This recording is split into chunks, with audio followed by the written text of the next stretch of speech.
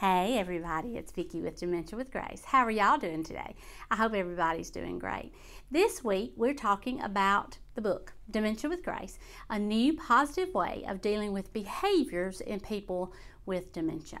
And we've talked about before that two of the main reasons why people are admitted into a memory care facility are one, incontinence, and two, behaviors that cannot be managed in the home. I know that everybody's goal is to let their person age in place, either in their own home or in a home with a family member. That's best. That's what people feel is best. I agree in either way. I know very, very good facilities that take very good care of people, and I know that people also succeed at home. So I don't judge or ridicule or anybody's decision. But I know that there are people who want to keep their person at home and could keep their person at home longer if they could manage their behaviors.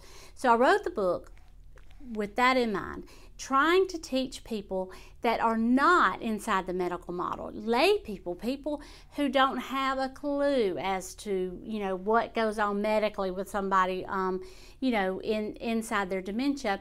I wrote the book to be able to inform you a little bit more about just the generalities about dementia, and then specifically about behavior issues, wandering, pacing, yelling, eloping, being verbally abusive, delusions, hallucinations, all of those things that happen, that can happen. They don't always happen, but they can happen in a person with dementia, and I teach you how to take care of it. The GRACE, Dementia with Grace, the GRACE is an acronym, and it stands for Gather Important Details, Routine or Reminisce, Assess, Calm, or Excite.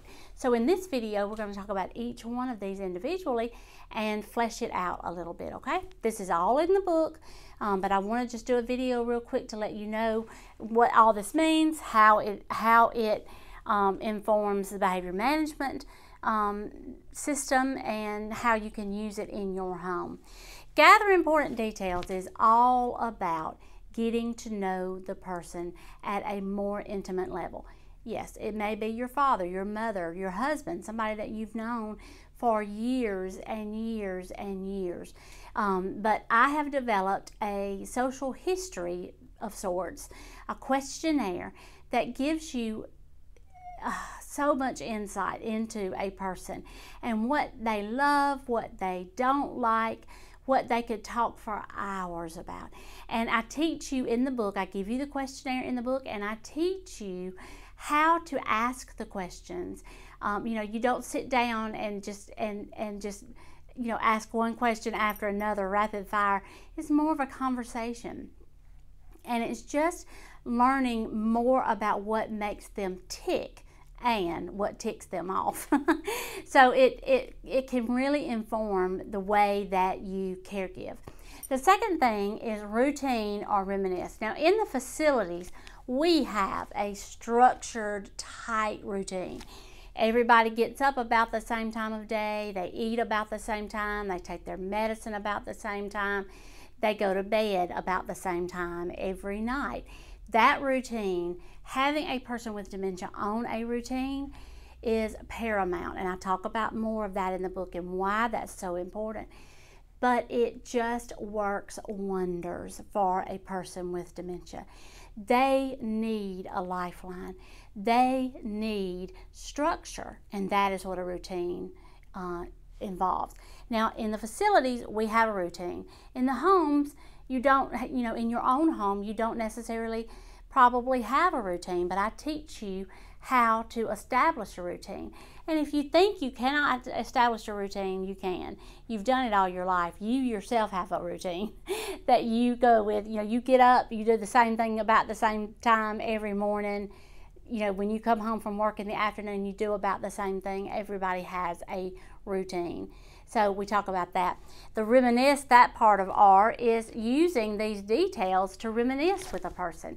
If they are starting to have a behavior, if they're starting to fret and pace and become anxious and agitated, you can use some of the things that we've learned here in the gathering details to reminisce with them to get their mind out of that behavioral loop.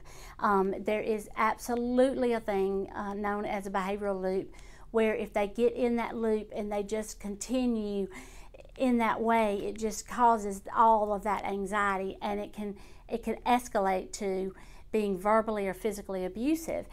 Using Reminisce is a way to calm down. It's a way to get their mind off of something else. That's exactly it. Assess, and we'll go into assess in a different video. I'll give you a peek of it. It's pick 'em. Pain, you look at pain, you think pick 'em. If there's a worsening, new or worsening behavior, you think pick 'em. Pain, infection, constipation, environment, and med change. So we want to think about that.